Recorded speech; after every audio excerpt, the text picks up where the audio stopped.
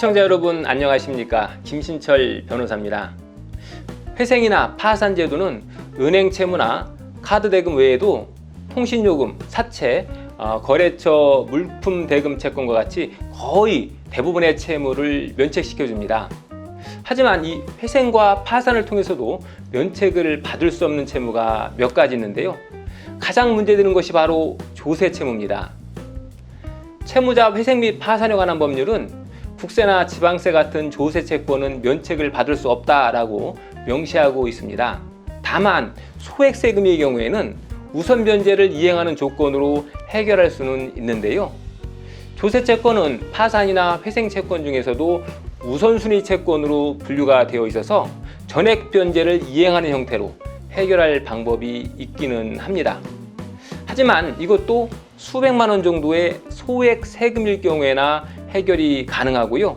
수천만 원에서 억대에 이르는 고액 체납의 경우에는 이 우선 변제가 어렵기 때문에 회생으로도 해결하는 것이 불가능합니다. 자, 그렇다면 이 회생으로도 해결되지 않는 고액 세금은 해결할 방법이 없는 걸까요? 다행히 그렇지는 않습니다.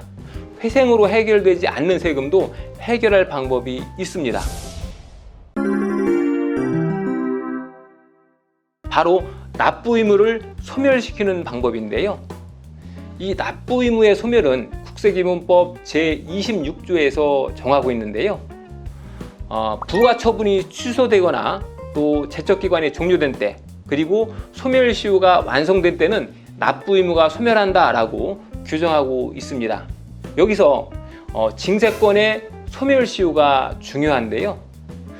조세 채무도 징세권의 소멸시효가 완성되면 소멸이 된다는 거죠.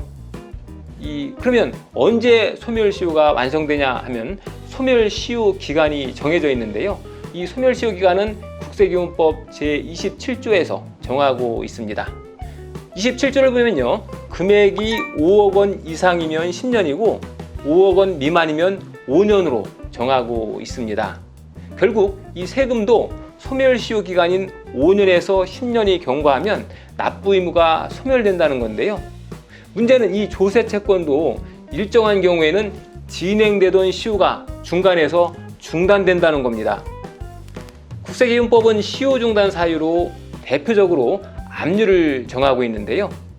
세금이 체납되면 과세관청은 체납자의 보험이나 은행 예금, 부동산, 자동차 같은 재산에 압류 처분을 하는데요. 이 재산에 압류가 되면 진행되던 시효가 중간에서 중단됩니다. 자, 이렇게 시효가 중단되면 그동안 진행되었던 기간이 무효화가 되고 리셋, 초기화가 되는 거죠. 그러면 5년이나 10년의 시효를 처음부터 여기부터 다시 시작해야 되는 겁니다. 그래서 그동안 진행된 시효가 말짱 도루묵이 되는 거죠. 그런데 이보다 더 큰 문제는 압류만 하고 그 뒤에 환가 집행을 하지 않는 경우인데요.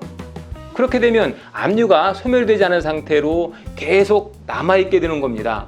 이렇게 되면 시간이 이후로 아무리 흘러도 소멸시효가 새롭게 진행조차 될 수 없기 때문에 시효가 완성될 수 없는 거죠. 그래서 체납기간이 10년, 20년, 30년이 경과해도 이 압류가 지속되는 한 세금 채무가 소멸되지 않고 그대로 유지가 되고 있는 겁니다. 결국 이 세금을 해결하려면 이 압류에 대한 문제를 해결해야 하는데요. 압류가 해결되면 세금의 시효 문제도 풀리고 그렇게 되면 세금 납부 의무를 소멸시킬 수 있게 되는 겁니다. 이 부분은 납세자의 압류된 재산과 압류된 시점 등에 따라서 곧바로 조세 채무 면제가 가능한 분도 있을 수 있고요. 또 5년이 지난 후에나 가능한 분도 있을 수 있습니다. 본인이 즉시 조세 채무를 면제받을 수 있는지 아니면 몇 년 더 기다려야 하는지는 구체적 사실관계에 따라 다르기 때문에 일률적으로 말씀드릴 수는 없습니다. 오래전에 체납한 조세 채무가 있으신 분들은 법률 상담을 한번 받아보시고 즉시 조세 채무의 소멸이 가능한지 여부를 확인하시기 바랍니다. 오늘은 회생이나 파산으로도 해결할 수 없는 세금의 면책, 즉 납부 의무의 소멸에 대해서 알아봤습니다. 김신철 변호사였습니다. 감사합니다.